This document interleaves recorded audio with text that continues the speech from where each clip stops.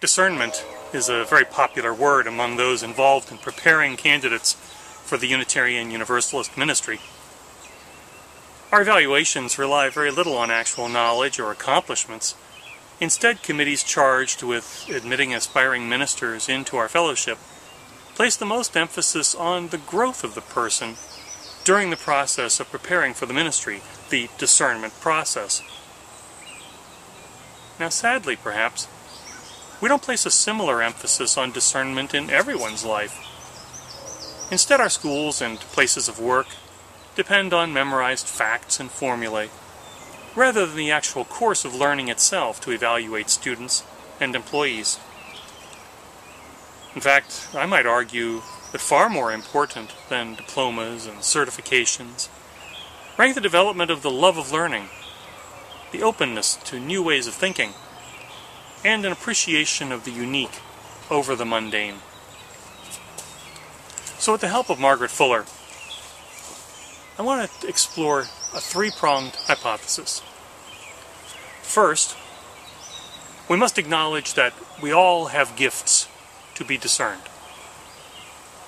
Second, that in order to discern these gifts, we must suffer, as that is the natural catalyst for identification. And third, we must know that this gift is not ours alone, but belongs to all of humanity. Margaret Fuller's work on women's rights and equality helped people understand that the possession of unique gifts was not merely the purview of men. The classical education that she developed with her father equipped her to consider life options outside the realm of possibility for most women of her era. After a brief career as a teacher, Margaret realized that education was not her life's vocation. Her felicity with language, however, both in conversation and in writing, was her expertise. In her landmark treatise on the status of women, Fuller wrote this: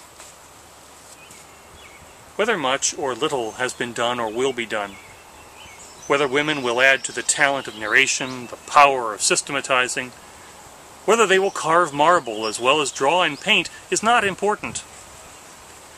But that it should be acknowledged that they have intellect which needs developing, that they should not be considered complete, is important. So much is said of women being better educated, that they may become better companions and mothers for men. They should be fit for such companionship. Earth knows no fairer, holier relations than that of a mother. It is one which, rightly understood, must both promote and require the highest attainments. But a being of infinite scope must not be treated with an exclusive view to any one relation. Give the soul free course. Let the organization, both of body and mind, be freely developed, and the being will be fit for any and every relation to which it may be called."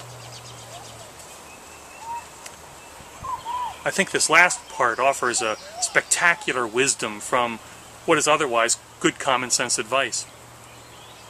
If you find your unique gift and put yourself wholly into it, the result will prepare you to face every challenge in your life.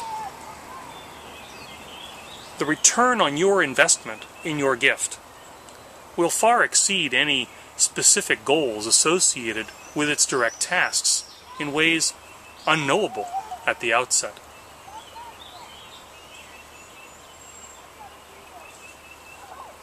Now, as I said earlier, Margaret was deeply conflicted by her father's views on women's education that varied wildly from the social norms of the day. This conflict handicapped Margaret in her young adult years, leaving her feeling isolated among her friends. Unitarian Universalist religious educator Betsy Hill Williams writes that Margaret Fuller's life was a constant balancing act between being part of the world in which she lived and being her own true self.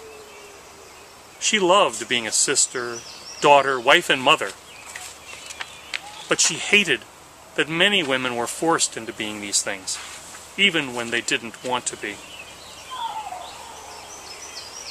Beyond this conflict of spirit, Fuller also suffered from chronic migraines and insomnia for much of her life. The notion of the centrality of suffering in our lives would have been one of common discussion among Margaret's transcendentalist friends. The recent influx of the writings of Asian philosophers and religions would have exposed her circle to Buddhist thought on the subject. The Four Noble Truths of Buddhism center on the knowledge that life is suffering. The source of suffering is our attachment to transient things, things that lack permanence.